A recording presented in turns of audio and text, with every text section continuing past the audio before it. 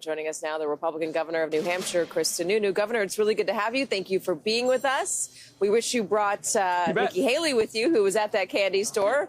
But, you know, I guess we'll take what we can get. I'm kidding. We're really happy to have you. Let me ask you about what Ron DeSantis said there. This idea that Nikki Haley can't win because her support is not Republican. Do you agree? Oh, no, of course not. Look, Nikki is a strong conservative. She's the Tea Party governor that turned South Carolina around. So she's an incredibly strong conservative. She goes after the conservative base. But because of her, I'd say her background, right? She has the international experience. She has this experience as getting stuff done as a governor, the wife of a combat veteran, a great mom. She's just one of the most likable candidates you're ever going to find on the campaign trail. So, yeah, people from all across the spectrum are really connecting with it. That's why her numbers are surging. With all due respect to Ron, he's done. He put every dollar, every ounce that he could into Iowa. He could barely scrape out a second-place finish there. Nikki never set any expectations for Iowa. So this is all about the momentum in New Hampshire. She's within single digits of the former president. And that's something that no one thought was possible. And so over the next week, she's going to be retail campaigning in places like the candy shop behind me, in places like walking through the snow that you're in right now. I mean, that's how you do it the New Hampshire way. You build that momentum, you capitalize on it, and really give Trump a run for his money. I see her walking behind you in that candy shop. I again welcome her to come to the camera and take some questions if she wants to talk to our viewers who are voters in the great state of New Hampshire.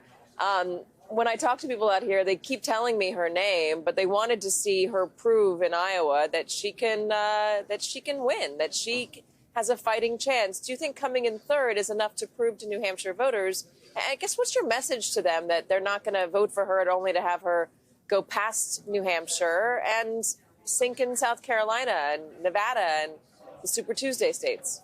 Yeah. So look, when it comes to Iowa, there was never an expectation in Iowa, given that she was the only one whose numbers surged at the end, and she gave Ron a run for his money. It was Ron DeSantis that said he was going to win Iowa, and Trump said he was going to win in Iowa. They're the ones that kind of set that tone. Iowa's in the past. This starts here in New Hampshire. This is where the former president can be beaten. The rest of the country needs to see that, to be sure, because there's a lot of apathy out there. A lot of folks that just assume that it's going to be a fait accompli and Trump's going to run away with it. Clearly not the case. And that's because she's earning it on the ground. Folks want to see that she's connecting with voters. She understands these issues. She's earning it on the ground. And the facade that, this is just Trump's race to be had. Let's just say the emperor has no clothes, and that gets all exposed in New Hampshire. We're a forward-thinking state. We don't kind of work backwards and just hope for the leadership of the past. We're always forward-thinking here and carrying that momentum, what is obviously going to be a strong second-place finish here. That's wonderful. But now the chance to actually beat Trump here, that would be amazing. I mean, that would just be a shocker across the country. No one thought that was even possible. But now here we are, just a stone's throw away. Taking that into her home state of South Carolina. That's why we say this is a Trump-Haley race. It is, with all due respect to Ron, this is a two-person race at this point. They're both in that lower 40, upper 30 echelon. Ron, I think in the last poll I saw, polls at about 4 or 5% here in New Hampshire. So he's not even a contender. Has no money, no ground game. And now to take again Nikki's approach to the campaign, approach to these issues, back into her home state after doing well in New Hampshire. That's going to be an amazing opportunity for the country to really have that binary choice, and it becomes really a 50-50 proposition going into Super Tuesday. Governor, I will say that you guys in this state have pushed on presidents from New Hampshire in the past. You have Bill Clinton in '92. McCain was the nominee, he wasn't the president. But you picked the winners of the parties, certainly a lot of times in New Hampshire. The voters in this state like you a lot. You're a very popular governor here. They listen to you. Oh, your influence matters. Go on. No, it's true. It's true. It's what I hear from voters. But I want to know, given that, and you're endorsing Nikki Haley, do you think it was a mistake to come out and say, I'm gonna vote for Donald Trump if he's the nominee. I'm gonna vote for him even if he's convicted in a criminal courtroom. Do you think that was a mistake that maybe undermined the enthusiasm for Nikki Haley? No. The point there is very clear. If folks think that some external factor is going to take Trump down, the court cases are going to come to bear, and then he's really in trouble, that is not happening, guys. That is a hypothetical. It is not happening.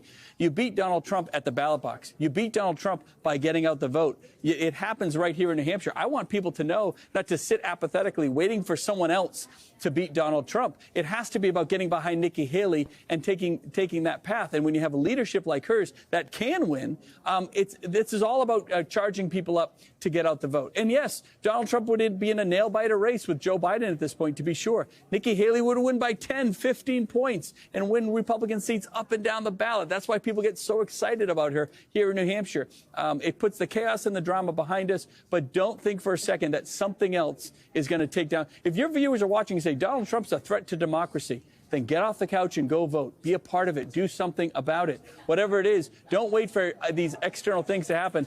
That's a hypothetical. So we're just trying to charge people up and make sure that we have as high a voter turnout as we can come Tuesday. There are a lot of people that think he's a threat to democracy. And Nikki Haley says chaos follows him. He's a chaotic president who wasn't effective. Yeah. But I wonder, when you say that you're going to vote for him anyway, are you telling those voters that he's not a threat to democracy, that it doesn't matter that much, that chaos following him is fine, because ultimately if he's a nominee and I'm going to vote for him to be president, it's going to be totally okay? Is that undermining the argument for Nikki Haley? No, because look, that's the general election. We're focused on the primary, right? The realities of the general election are the realities. Joe Biden is that bad of a president, has done that bad of a job, that even someone with all the chaos and drama of Donald Trump would actually potentially have a shot. We're getting behind Nikki Haley because it comes with a mandate, because it comes with leadership, because it comes with, and without, I should say, the chaos, the drama, all the crazy things. It's putting all of this stuff behind us. No one wants to see Trump Biden on that ticket. I mean, it's America's worst nightmare right now. Be a product, if you will, of driving the change by coming out and vote in South Carolina, coming out and vote in New Hampshire, making this thing happen. It's so important. I'm just trying to encourage voters, don't sit back and wait for something to change that process. You have to do it. It's about the voters. That's democracy. Get the voters engaged. Do you not think January 6th was a big deal?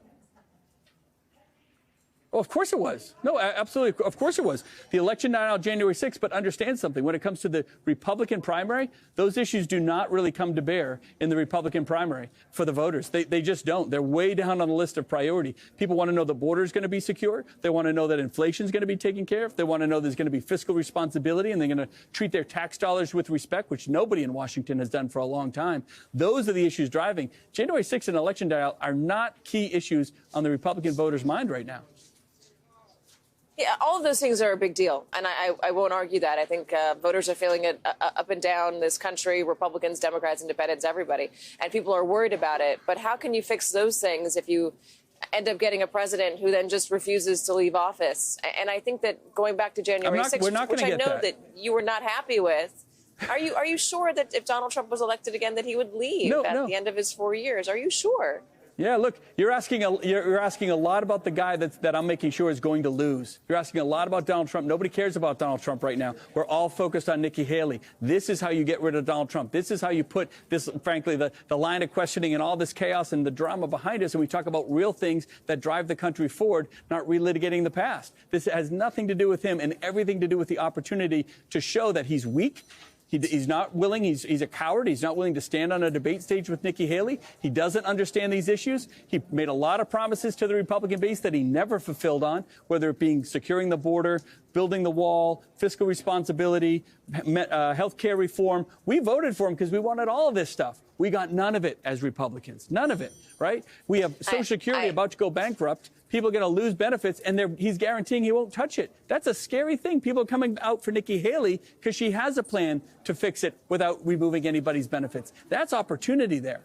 I ask it to clarify your support for Nikki Haley, and I appreciate that you've done so. Governor Sununu, thank you so much for joining us. We appreciate your time.